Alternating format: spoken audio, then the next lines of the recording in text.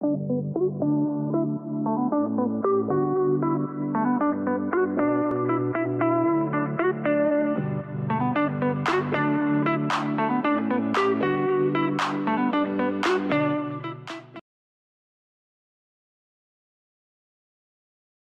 ar? Está ligado aqui no nosso microfone? Boa tarde. Estou muito feliz e muito honrada de ser pelo convite da Vitude, acompanho a jornada, a empreendedora incrível que é a Tati. E tenho o prazer de estar entre duas mulheres, né? Uma é a Amanda, que eu já reconheço pela pupila, que tenho a sorte de tê-la como fonte de inspiração e como fonte de colo também, né? Que é sobre isso que nós vamos falar hoje.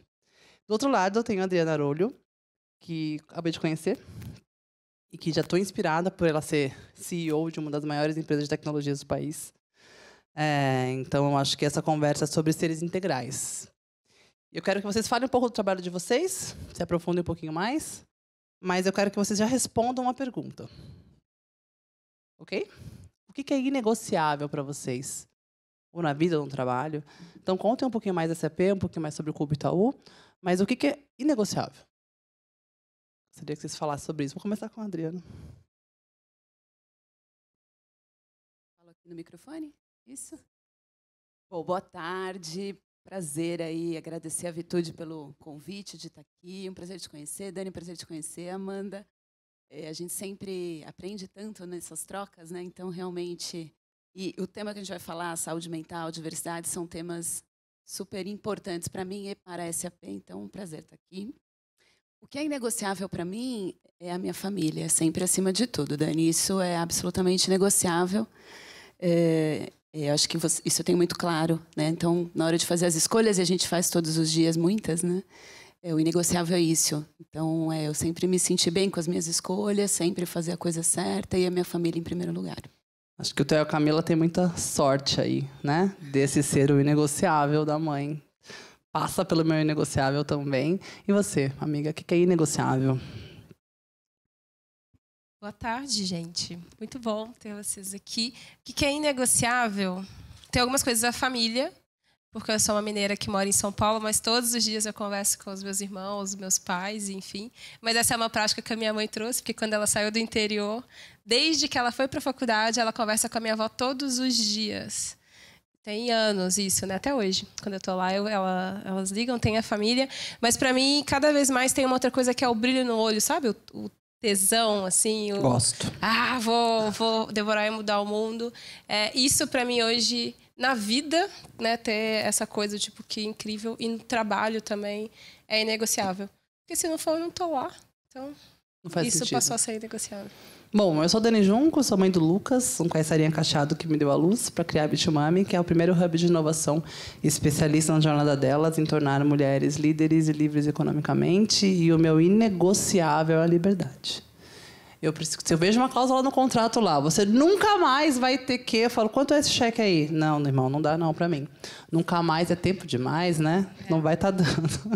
Então, eu acho que eu tenho esse prazer de equilibrar os dois lugares, muito conectado com a liberdade. E para aquecer o nosso papo, hoje eu vou trazer uns números não muito legais, que a gente já conhece eles, mas era bom... Eu acho que tudo que a gente... pode medir, a gente pode transformar. E, de acordo com o Fórum Econômico Mundial, dos 26 países da América Latina, o Brasil está em 25º lugar em relação à equidade de gênero.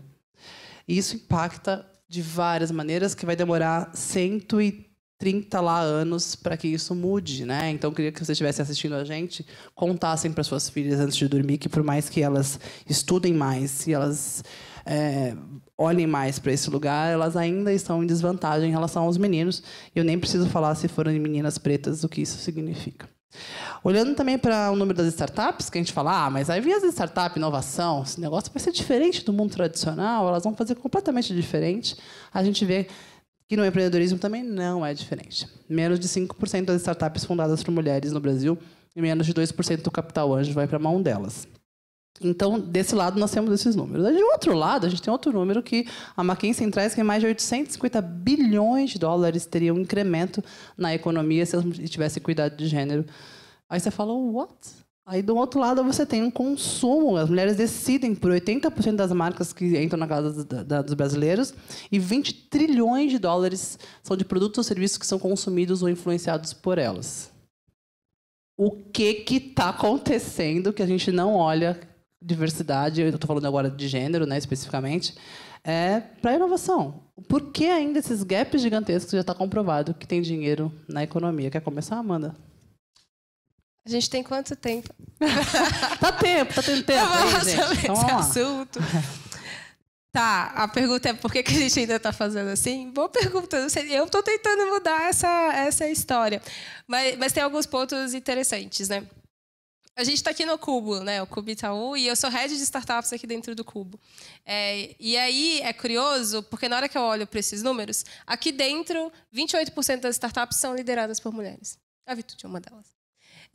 Que é um número muito discrepante quando a gente vai olhar para o restante do mercado, né? Total. Então fica o que me mostra que quando intencionalmente a organização, porque não adianta uma pessoa só, né? Uma pessoa só não faz pouca coisa no mundo assim de impacto, mas quando intencionalmente as organizações olham para isso, muda, se atrai mais. Você está mais perto, você cria rede, você vai quebrando esses obstáculos. Para mim, acho que está um pouco ligado entre você conseguir que mais pessoas, né, que a organização de fato engaje. Porque você criar um projeto, uma coisa, tal, mas como é que esse negócio é perene? Como é que eu vou ter mais pessoas em conselhos? Porque eu quero o Olimpo do mercado corporativo. Eu não quero ter uma posição de gerente e diretora. Como é que essas mulheres vão chegar lá? No Olimpo do mercado corporativo. Tem que ter uma coisa muito intencional, sabe? Prática. Para mim, o desafio está aí. E saber que é um problema que a gente precisa melhorar, acho que a gente chegou nessa linha. Os dados mostram.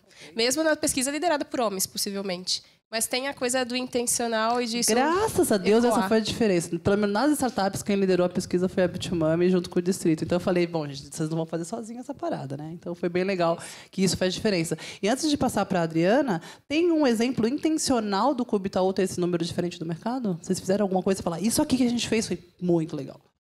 Tem alguns. É um time também que tem muitas mulheres na liderança. Show.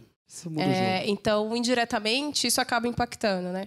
Hoje, eu, enquanto uma mulher negra, desde que eu cheguei no Cubo, também tenho um olhar para fundadoras negras e fundadores negros. A gente tem uma mulher fundadora negra dentro do Hub, que é um negócio em tração e escala. Provavelmente ela deve ser a única mesmo, se a gente for olhar para o lote. Tem intencional, porque esse time ele é um time composto por muitas mulheres na liderança, mas tem um olhar de comunidade. Aqui, além do gerar negócio e vamos crescer todo mundo, tem um olhar em como que esse grupo de pessoas vai ser bom e incrível junto. E aí, na hora que a gente começou a ver as diferenças, é intencional. Então, o Cubo hoje tem Mulheres no Cubo, que é uma iniciativa que olha para inscrições de negócio e também tem esse fomento, né? Como que a gente junta essas CEOs maravilhosas, e elas são foda, que são as mulheres muito incríveis, e como que a gente expande, né? Como é que dentro dessas startups eu vou ter gerentes, eu vou ter diretoras, não fique só nas CEOs, né? Como é que a gente tem as lideranças? Então tem esse olhar, sim. Vou jogar um negócio aqui para cá, para a sessão, que eu peguei agora um gancho aqui. Vou fazer uma pergunta relativamente, não é polêmica, né? Mas eu acho ela interessante, pegando isso. Usando intenção positiva, olhando para esse lugar, é correto afirmar que quando a gente tem mais mulheres nos lugares onde poder e dinheiro estão sendo decididos, não é à toa que, por exemplo, deve ser diferente na SAP, eu quero ouvir o que vocês fazem de intenção positiva lá, ter uma mulher como CEO não muda o jogo? Aonde a gente tem que olhar para isso com mais fortalezas para a gente conseguir mudar esses números com velocidade? Bom, Dani, na SAP é tão diferente que não só eu sucedi uma mulher, né? A Cristina Palmaca era a nossa presidente aqui no Brasil, ela assumiu a América Latina e ela tem 4 mulheres presidentes. Eu sou a presidente do Brasil, a Cláudia presidente da Argentina, a Marcela presidente da Colômbia e a Ângela presidente do México. É a primeira vez na história que isso acontece, né? E mesmo no mundo de tecnologia, onde a diversidade e a inovação estão de mão dadas, porque você só vai fazer diferente pensando diferente. Então, às vezes as pessoas me perguntam porque a gente tem alguns exemplos positivos na indústria de tecnologia. Não que não tenha lição de casa a fazer, tem muita, né? Mas a gente tem algumas heads mulheres de grandes empresas de tecnologia, não só a SAP aqui no Brasil. Depois, quando você começa a descer em outras camadas, enfim, aí tem muita coisa para ser feita. Mas por isso, porque a tecnologia não vive sem a inovação e a inovação precisa do pensamento diferente, né? Como é que você vai fazer diferente se todo mundo pensa igual, cresceu igual, tem a mesma experiência, o mesmo background. Então, a questão do gênero é um dos olhares, mas dentro da SAP a gente olha de uma forma bem ampla. Então, a gente tem vários compromissos, programas estruturados, e não é um programa do RH.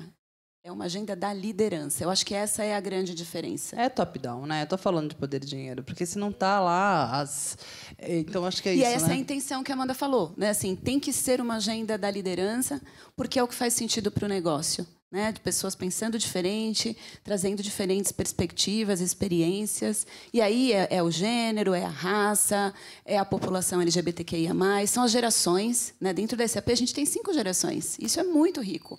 São as pessoas com deficiência, enfim. Muito. Aí quanto tempo a gente tem, né, Amanda? Não foi isso que você perguntou?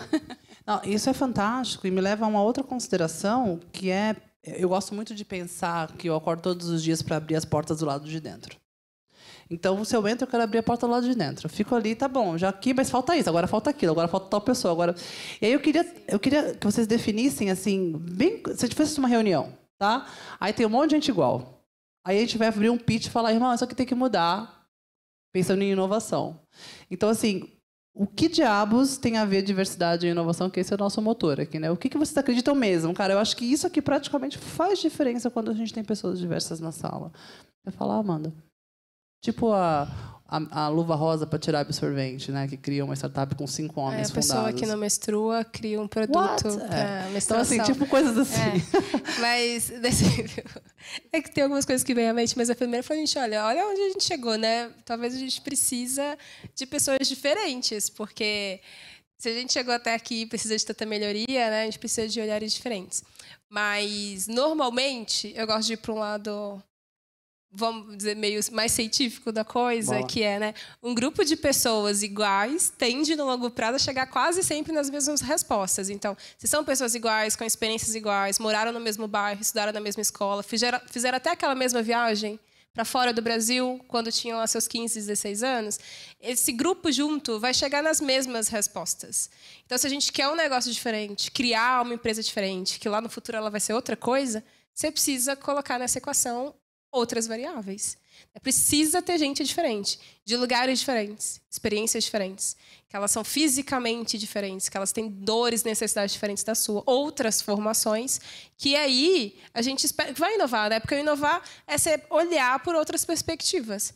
Só você colocando visões diferentes para você conseguir chegar nessa equação. Grupo igual vai chegar na mesma resposta. E aí, na hora que a gente decide intencionalmente que a gente vai mudar os grupos, aí tem um outro lugar. Eu acho bem interessante. Eu recebi um recado na Bitmami um dia que uma mãe com 3 filhas falou assim: estou super feliz que elas foram contratadas por um projeto desses de seleção especialista em uma intersecção, era para meninas pretas, né? E aí ela escreveu assim: Dani, estou muito feliz, as três passaram, 2 em direito, a outra uma coisa de marketing e tal. Mas o que acontece? Elas estão almoçando na escada.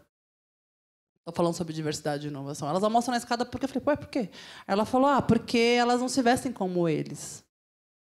Então, a empresa teve a intenção de contratar meninas pretas da periferia, mas também não entenderam o entorno, né, do que ela está fazendo. Então, elas almoçam lá porque elas não se vestem como eles. Então, eu queria falar sobre qual é a nossa responsabilidade como empresa, depois eu vou pegar o link para a saúde mental, como que a gente precisa olhar também diferente. Porque também não adianta falar, cola aí, diferentes, sobe ali as escadas da cadeira de roda aqui, vai lá, se vira ali.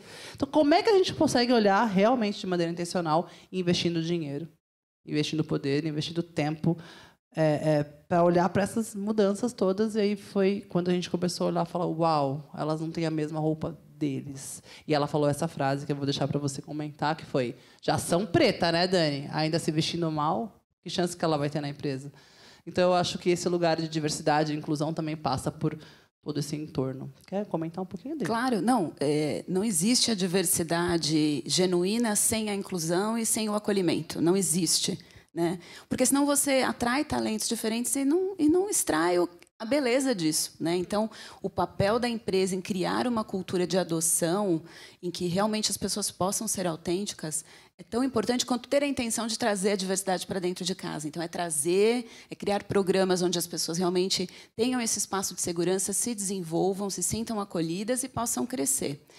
Um exemplo bacana que a gente tem na SCAP é o nosso programa de pessoas com autismo. A gente tem um programa de inclusão para pessoas com autismo do espectro, que é um programa lindo, é um programa global. O Brasil foi um dos primeiros países a trazer o programa.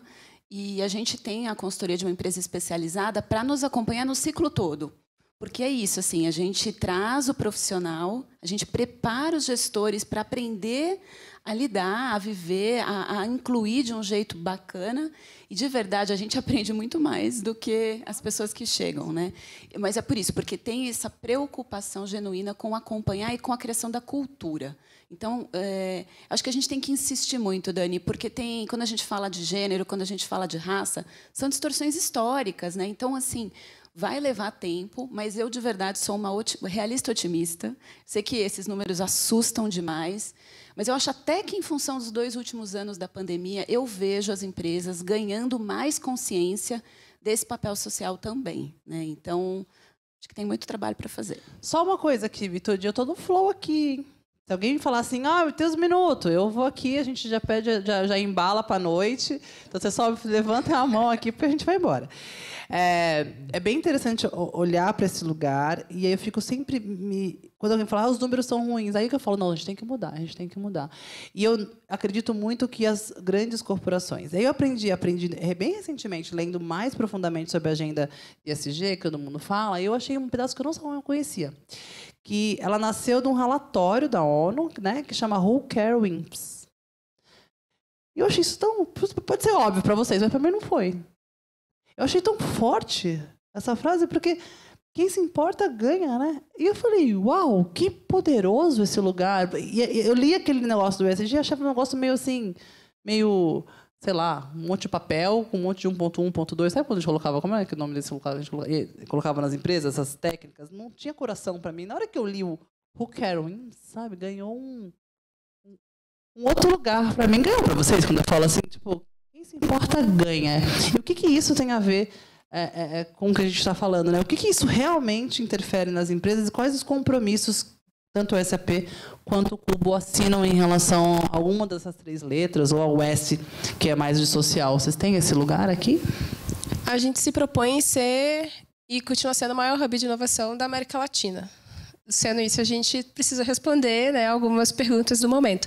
A gente já tem essas iniciativas internas, enfim, da comunidade, mas a gente também já começou a ter esse olhar de ESG internamente. As startups estão olhando para ESG, não estão? Quem olha, olha por quê? Porque o CEO quis, porque o fundo que investiu exigiu, porque está todo mundo também, em alguma medida, tentando entender onde que é isso. Porque, a princípio, eu resolvi um problema e vou ganhar dinheiro porque eu vou fazer isso em escala, parará. Aí tem um ESG, né? Tem um pouco disso. Eu, Amanda, particularmente, tenho um outro olhar, porque eu sou economista.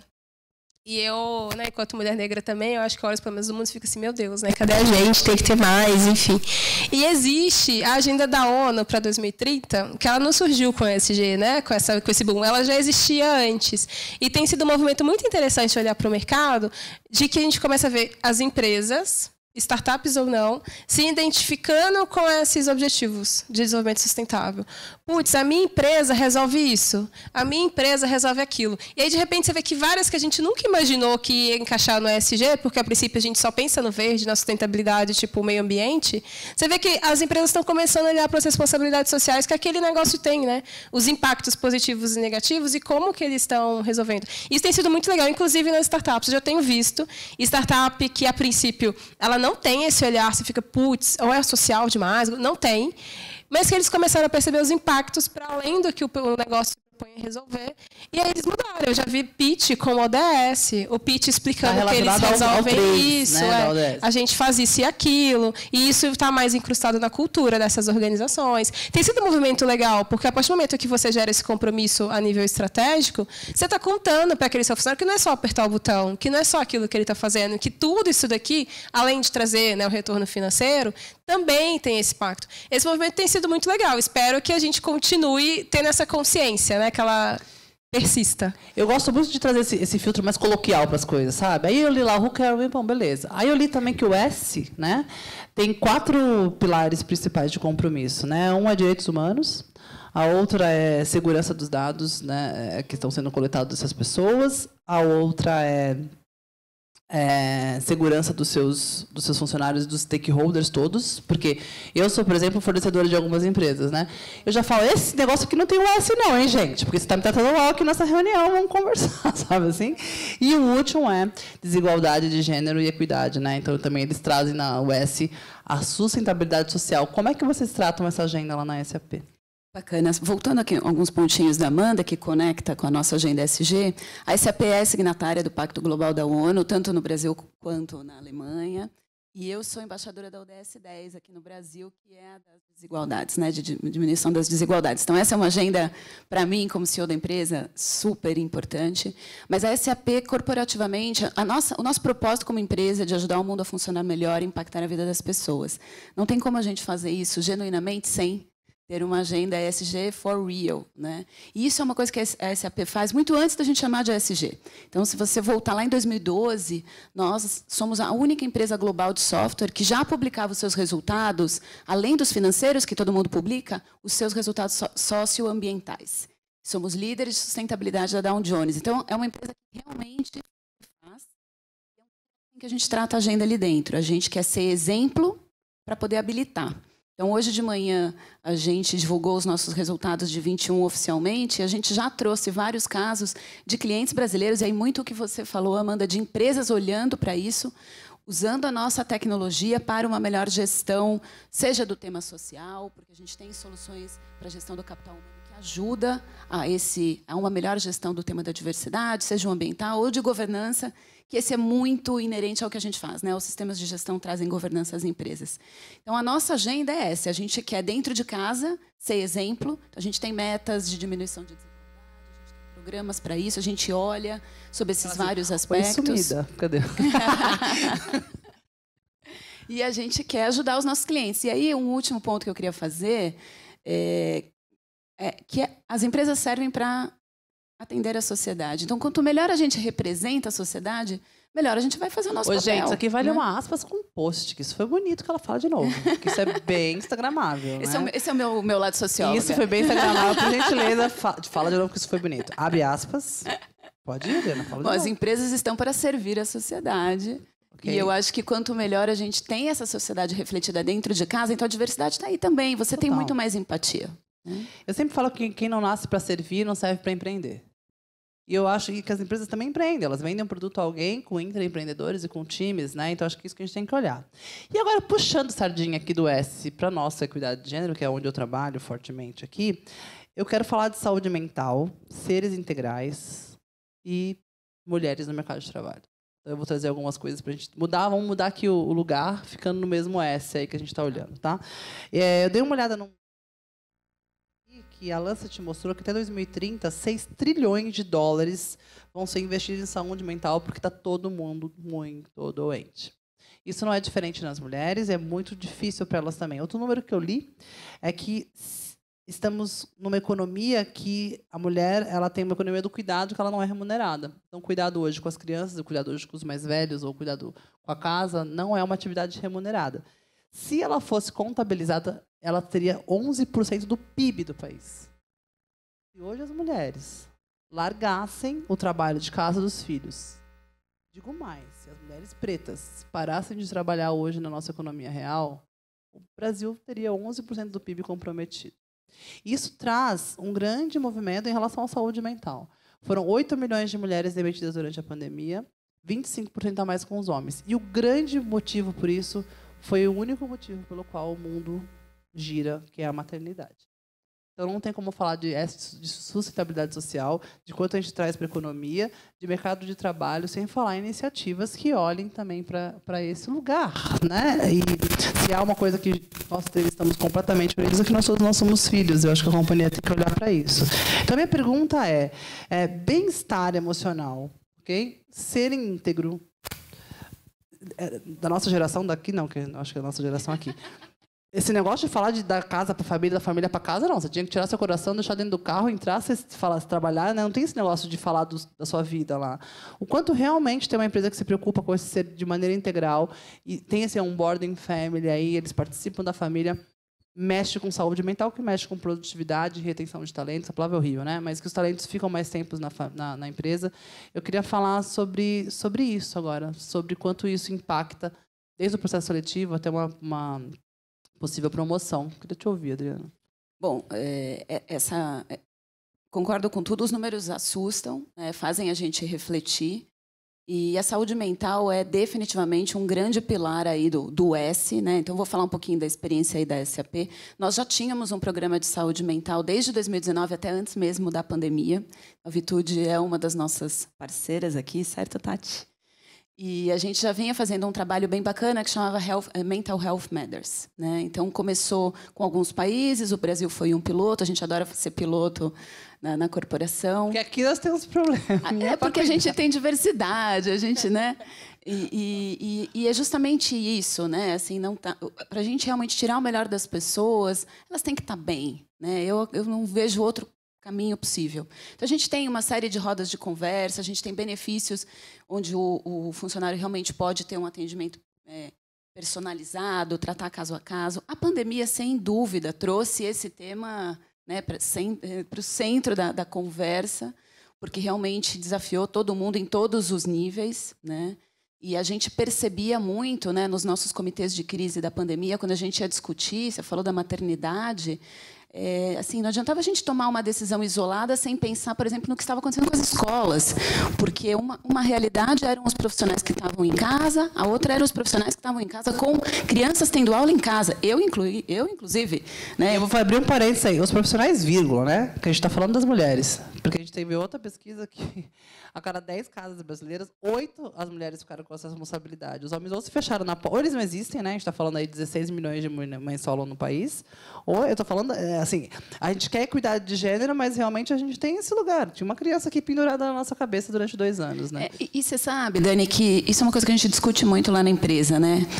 Nós estamos aqui 3 mulheres, mas a gente só vai resolver isso quando os homens estiverem aqui com a gente falando disso. Então, de verdade, o He4She, assim, isso é algo que a gente acredita muito. O sponsor executivo da nossa rede de equidade de gêneros da SAP é um homem, porque eles são os que podem fazer diferente. A gente já está lá equilibrando os nossos 1000 pratinhos, né? E os 70% lá da população que precisa criar essa consciência. Então, eu acho que é fundamental para enriquecer esse diálogo e para realmente que os passos sejam concretos, trazer os homens, de um jeito ou de outro, né? Então, a gente tem feito muito trabalho também lá dentro para trazer os homens para essa conversa. Para a conversa deles, né? Muito louco. Vem aqui conversar com o que é seu, mas é muito desse lugar mesmo, de convite, porque durante muitos anos porque eles são os que estão tomando as decisões, eles precisam tomar decisões diferentes, né? Mas foi quando começou o problema também.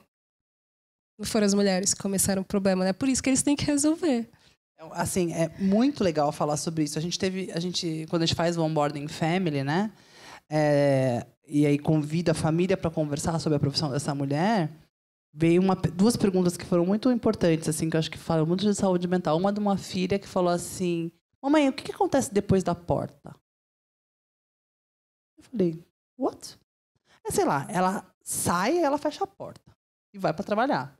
O que acontece depois da porta? Uau! Aí ficou todo mundo ficou assim: uau, filha. Porque às vezes você sai chorando, inclusive. O que acontece depois da porta? Isso foi uma coisa. A outra coisa, estava num painel gigante, um monte de gente, e aí eu falei que 78% das mulheres têm novas ideias de negócio depois da maternidade. Eu quero transitar de carreira, eu quero ir para outro lugar da companhia. Aí um senhor levantou a mão e falou assim: 78%? A minha mulher, será que ela teve uma ideia? Aí eu falei: ela está viva? Tá. Então dá para você perguntar hoje ainda. Então, como é que as empresas... É um CID agora, né? Então, a gente acabou de mudar a lei. Então, a gente está falando que saúde mental e burnout, por exemplo, onde as mulheres estão extremamente localizadas, também é responsabilidade de toda a aldeia, inclusive das empresas. Então, o que a gente pode fazer diferente olhando para esse lugar, Amanda? O que você acha? Difícil pergunta, mas tem algumas coisas, tá? Amanda, eu acredito que quem tem que resolver esse problema são os homens, assim como o racismo são as pessoas brancas. Mas aí a gente não tem tempo para esse papo, mas aí fica isso. E principalmente quando a gente fala de saúde mental, para mim tem um lugar diferente, porque enquanto a pessoa negra, e você falou a coisa da roupa, parará, de cabelo, Assim, eu sou uma das poucas pessoas negras que andam por esse espaço e que está numa posição de liderança, né? A gente brinca, senta-se em casa. Isso não é tão comum. As outras pessoas, uma boa parte das outras pessoas negras no mundo corporativo, elas estão em outras posições que não é essa de liderança.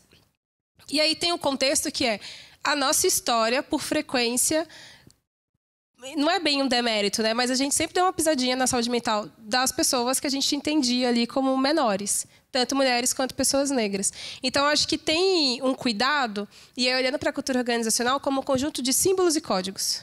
Tem um jeito de vestir, tem um jeito de falar, tem um jeito de se comunicar. Tem coisas ali. A gente precisa revisitar esse conjunto de símbolos e códigos para que ele realmente cuide das pessoas. De que adianta eu cuidar da saúde mental, sendo que tem que ter hora? E a mulher que é mãe, ela não vai conseguir entrar naquela hora. Então, o problema é dela? Porque aquela cultura diz que é isso. E isso começa a atrapalhar. Tanto que, além das mulheres que foram demitidas, muitas mudaram de organizações, de trabalho, de coisas, porque elas entenderam que ali não era o lugar, né? Então, acho que eu olharia para esse conjunto de símbolos. Mais do que eu quero ser inclusivo e vamos trazer todo mundo, é como que a gente revisita quais são os códigos e os símbolos das nossas organizações que atrapalham ou vão priorizar a saúde mental dos nossos colaboradores. Esse, para mim, é o primeiro olhar. E eu olharia muito mais também para esses grupos que já têm um desafio. E aí, aqui, sendo muito breve, quando eu olho, por exemplo, mulheres negras, essa é a primeira vez que a gente tem muitas pessoas negras começando a chegar em posições altas de liderança. É que é na lógica. Há 20 anos atrás, 20 e poucos, mais pessoas também estudaram. E aí, como o mundo corporativo, um dos símbolos e códigos é ter um diploma, só agora isso foi possível. Então, essas pessoas estão chegando aqui agora. A gente tem que tomar muito cuidado. A conversa antes da reunião, que a gente zoa cabelo, que os colegas falam das mulheres que eles saíram.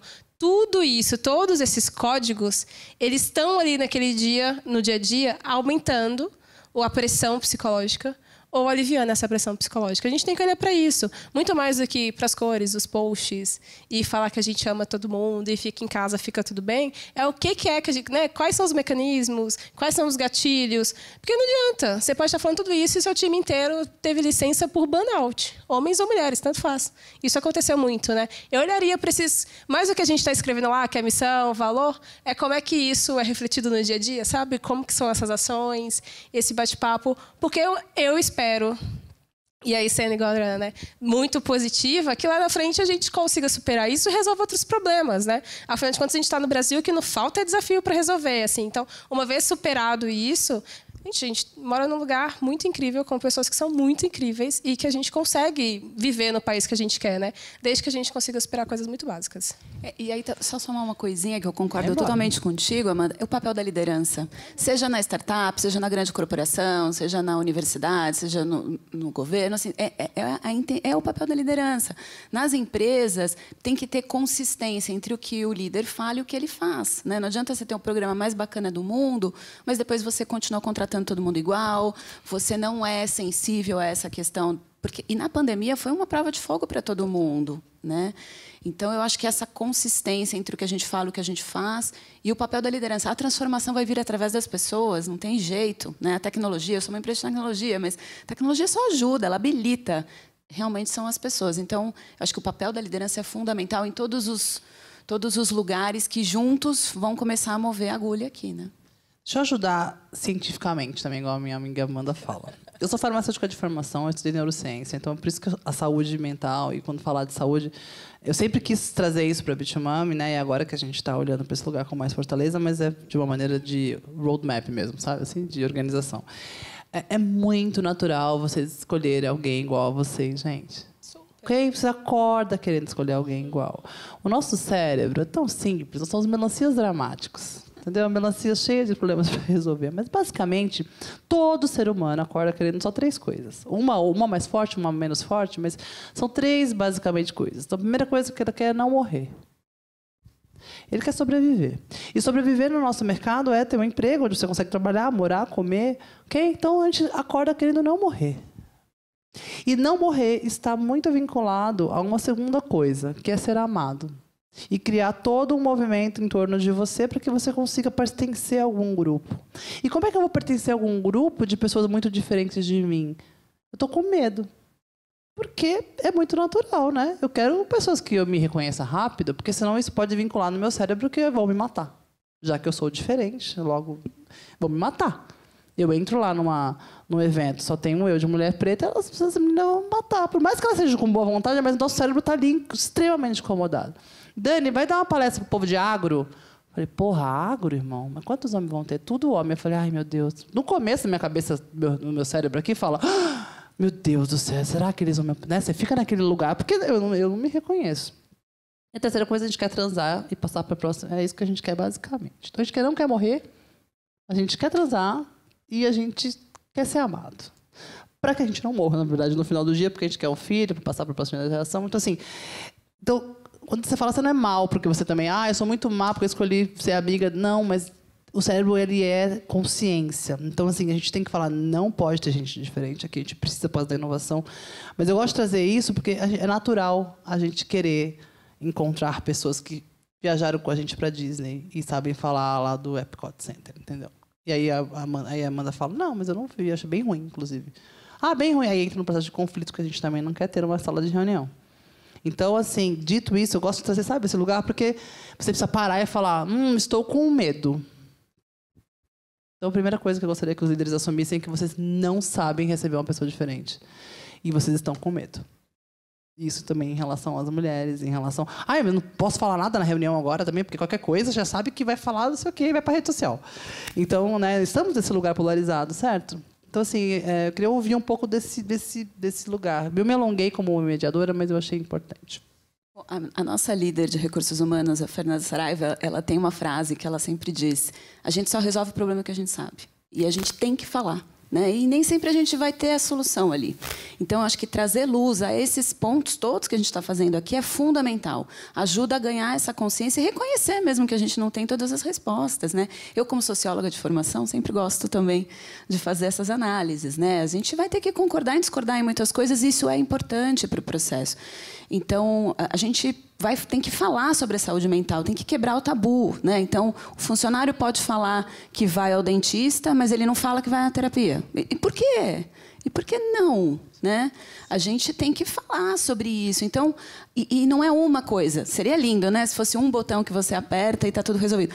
São muitas coisas, muita consistência, mais acertos do que erros, porque também ninguém tem todas as respostas, mas com muita intenção e com a responsabilidade da liderança. É assim que eu vejo dentro do meu universo ali na empresa. E aí seria legal ouvir no teu.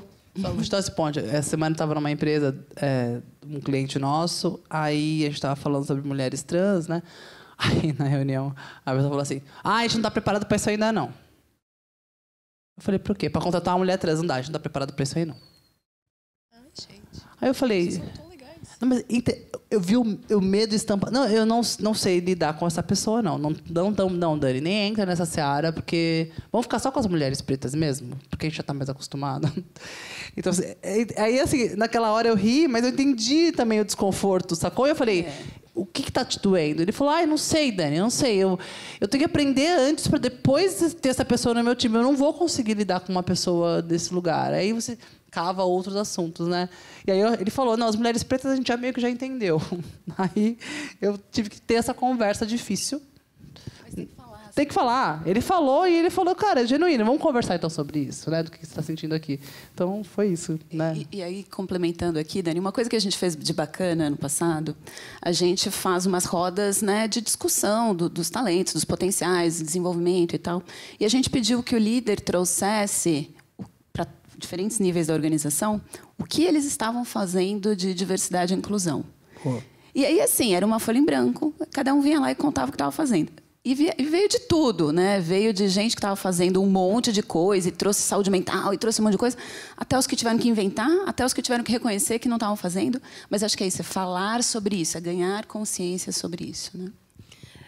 Sabe, uma sensação que eu tenho, assim, é que... E é normal, né? Isso acho que deve acontecer sempre, de tempos em tempos. A gente chegou até aqui, sabendo um tanto de coisa, mas nada que a gente sabe vai ajudar a gente a resolver os desafios. É tipo isso que está acontecendo. E, para mim, tem uma mudança crucial, que é... até um tempo atrás, a pessoa que virava gestora e liderança é que ela era muito boa tecnicamente. E aí, por ser muito bom tecnicamente, essa pessoa assumia a gestão daquilo lá. E aí, às vezes dava certo, às vezes dava errado, porque ela era boa tecnicamente, né? Não gerindo pessoas. E aí, agora que esse momento de pandemia, meio caos ainda, insegurança, para mim, esse papel da liderança mudou de novo. Porque você tanto faz o que talvez a organização está fazendo. Você precisa ser muito bom de gente, de pessoas. E aí não tem faculdade, sabe? Não tem um curso. Não tem só um livro que você vai ler que vai te ajudar a entender de gente. Porque no final do dia, se for uma pessoa trans, se for uma mulher negra, se for uma pessoa da periferia, não deveria gerar todo esse medo, porque é uma pessoa. Né? Se você consegue incluir essa pessoa dentro da cultura da sua organização, né? Ser um bom gestor ou uma boa gestora, isso deveria ser algo, né, para funcionar. E menos você ficar preocupado se essa pessoa é XPTO, meu Deus, eu estou satisfeito, não estou confortável, não.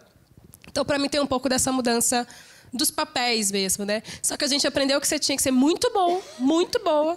Se você for muito boa, você talvez vai ter um cargo de liderança. E aí você tem que ser muito bom, mas ninguém vai te contar o que é esse lugar enquanto você não assumir esse lugar. Mas também ninguém contou que ia ter uma pandemia, caos. Isso não estava, né, na conta, no checklist. Então, acho que a gente vê esse momento. E, para mim, tem uma outra coisa que muitas vezes a gente encontra na roda de amigos e amigas, que é a confiança.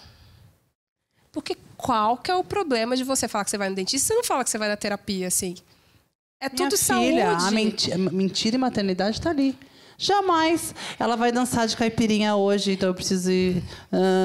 não, é melhor falar que eu estou doente. Sim, do que falar a verdade. E você sabe que mentir para o corpo humano, falando de saúde mental, isso é muito interessante. Nós não somos treinados para mentir, tirando os psicopatas. Tem uns psicopatas que mentem bem. Mas nós, só neuróticos, não estamos preparados para mentir. A mentira é uma descarga elétrica muito difícil. Qual o seu nome? Joana. O corpo dá até um negócio. Então, é isso que a gente faz, essa mentira, né? E aí, uma mãe falou assim para mim... você quer ter um filho na entrevista, né? Não pode nem perguntar, mas as pessoas perguntam. Não. A pessoa fazendo FIV. Porra, você matou a criança, ela nem nasceu. O desencargo... Acabei de colocar um negócio para se melhorar a sorte. Não, negócio de filho, não. Filho, não. Por isso que a gente precisa desenvolver a confiança também nas organizações. Né? Então, assim, eu acho que é bem esse lugar. Tati, tá ali. Tem uma pergunta aqui da Jéssica. Eu vou voltar umas casas, mas eu acho que vale a pena. Não estou sem óculos, tá, gente? Peraí. Tem saúde mental, tem outras saúdes que a gente vai... Aí não tem outra coisa que a velhice mesmo aqui. Bom, a pergunta relativamente roda viva aqui. Que a pergunta é: quando no mercado falta mão de obra qualificada para as funções, o problema não começa antes? Como as empresas podem ajudar a mudar essa realidade? Então, acho que é uma boa pergunta, né? Não, é uma ótima pergunta e sim, sem dúvida, começa na formação, né? Falando especificamente sobre tecnologia, a gente tem um déficit gigantesco no mercado. E aí tem feito, e não só, eu falo pela SAP, eu falo pelo nosso ecossistema, as grandes de techs, a gente conversa muito sobre isso e todos nós temos vários programas, aí parcerias com universidades, uma série de realmente ajudar nessa formação. Então, a resposta é definitivamente sim, esse é um grande problema, mas também é uma grande oportunidade. Porque a gente tem aí uma aceleração absurda da digitalização, então isso também pode criar muitos empregos. Mas, sem dúvida, começa antes e as empresas também têm um papel em ajudar a resolver. Com certeza. A gente tem 2 programas. A Amanda é professora de um dos programas. A gente forma mulheres pretas da periferia em profissões digitais. E a primeira coisa que a gente teve que fazer para... É outra coisa, né? Então, você quer incluir, mas você não entende como. Então, a gente teve que adaptar todo o curso, né? Toda a formação dessas mulheres para rodar no celular, porque ninguém tinha notebook, né? Numa menor banda possível. Então, quando a gente formou 500 mulheres esse ano e recolocou 250 elas eram profissões físicas, né? Que sofreram muito, e a UOMB é uma das que a Amanda... participa aí da aula, né? Então, esse problema começa antes, mas as empresas estão olhando isso para tudo que precisa fazer para resolver isso antes, né? Porque tem coisa pra caramba para fazer. Eu acho que ainda não. E depende se dói mais ou menos. Boa. Então, por exemplo, aqui a gente tem uma iniciativa que chama Cubo for Devs. Porque virou dor para todo mundo. Todas as organizações que estão aqui dentro, de certa forma, estão sentindo uma dor de profissionais de tecnologia. Mas, por exemplo, eu trabalho com isso há quase 10 anos. Meu irmão é dev, enfim, cunhado é dev e tudo mais. Mas na hora que eu vou conversar com os meus primos, alguns nem sabem que isso é profissão. Total. Então, a gente está com um desafio que faltam pessoas qualificadas, porque metade das pessoas nem sabem que isso aqui não é só, sei lá, rede social não é só do famoso. Tem uma pessoa que não é o famoso, que entende daquilo e que está colocando aquele conteúdo nas redes sociais. E isso é profissão. Isso aqui não é só o computador. Você tem um time gigante de pessoas que construíram aquilo. Na loja, quando você vai, aquele software, alguém fez, foi uma pessoa. Então, a gente tem um desafio também de... Não é só formar. As pessoas precisam descobrir que isso também é profissão, não é só advogado. Não dá para executar, você não sonha. Você nem sonha com isso. Você não sabe. Quando a gente começou com a UOMB, bom, ela foi... Eu falei, tem 95 mil vagas de tecnologia, então a gente pegou essas mulheres do Brasil todo. Eu lembro que uma delas pegou o celular. Dani, vocês estão aqui no assentamento? Fala oi pra Dani. Foi mó barato. Assim, e a gente está olhando para esse lugar, ela nem sabia que isso existia. E hoje tem uma menina lá do Tocantins, do Pará, que ela falou... Eu estou ganhando 3 mil reais agora como social media depois do curso.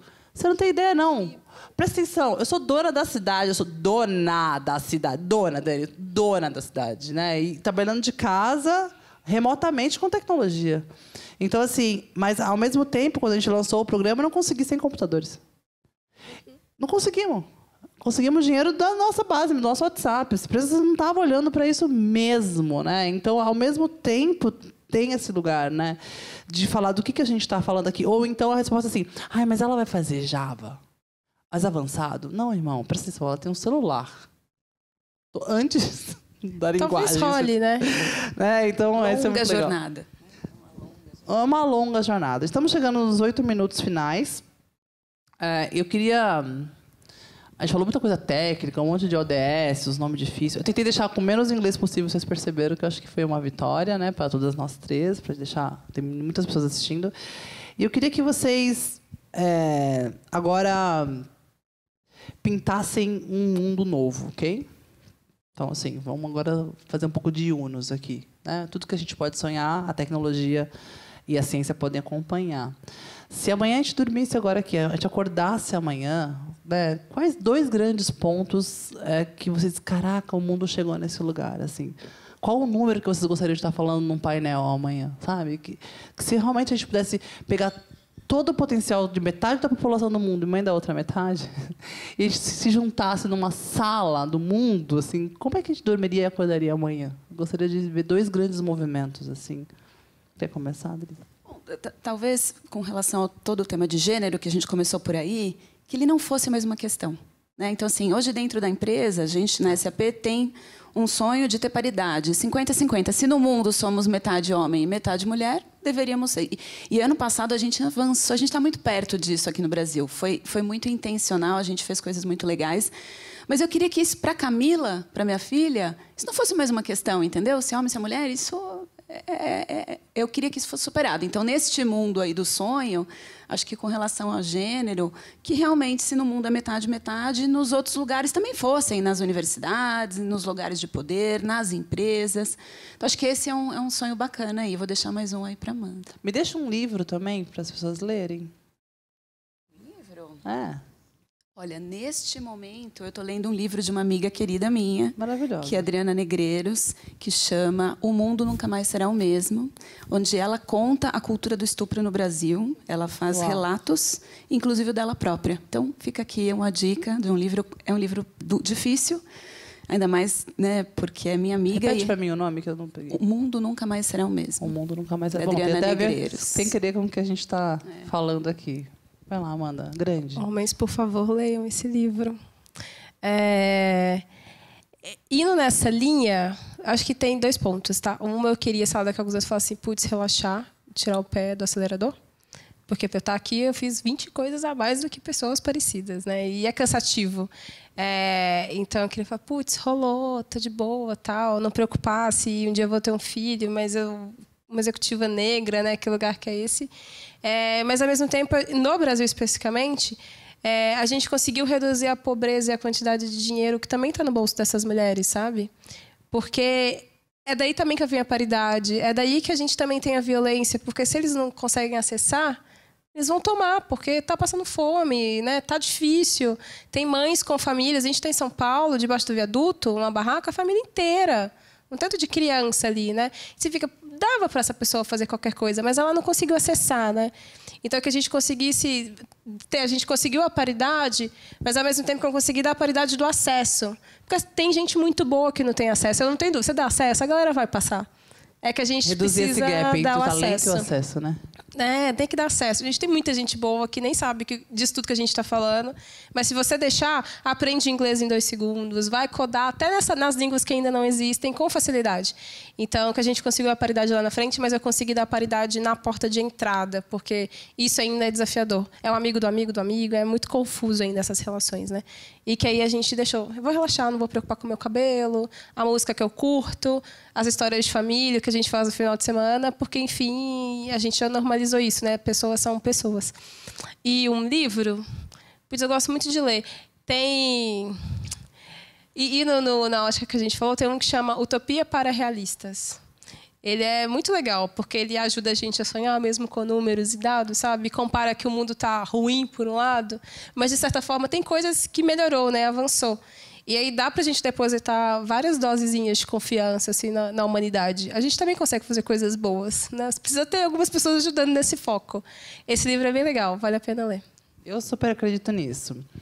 No meu mundo, eu sinto que tem que ter um museu, assim, sabe? Sei lá. E aí a marca da Bitbami estivesse lá. Que as crianças olhassem e falassem, sério, Dani, que você precisava criar um espaço que tem mais lugar pet-friendly no mundo do que baby-friendly. Os cachorros são mais bem-vindos que as crianças. Eu preciso criar a Casa Bitbami, que é o único espaço que as crianças de São Paulo, que as crianças são bem-vindas. Não existe mais nenhum. Então, eu gostaria que a Camila passasse por lá e falava, sério que elas tinham que fazer um programa de aceleração para não serem assediadas? Sério que para serem bem-vindas? A Bitbami existia para isso? Não é possível. Então, eu sinto que eu estou criando, em vez de fazer uma empresa feita para durar, eu acho que ela vai se transformar em coisas diferentes, mas que recortar não seja mais tão necessário assim. Mas ainda tem bastante trabalho para fazer. E um livro, eu estou lendo um livro, por incrível que pareça, não é de negócios, porque eu gosto, eu estou lendo um livro chamado Vardo, A Ilha das Mulheres, que é uma história real, né, de uma ilha lá em 1800 bolinha, que os homens todos morreram no mar e as mulheres precisaram tomar conta. E como elas tomaram conta e pescaram, a igreja tomou elas como bruxas. Então, acho que faz parte do que a gente está vivendo agora. Tempo encerrado, já vou levantar a plaquinha ali. Quero agradecer a honra de estar com vocês. Vitude, Tati, obrigada de novo pela confiança de liderar um painel tão poderoso assim. Obrigada, gente.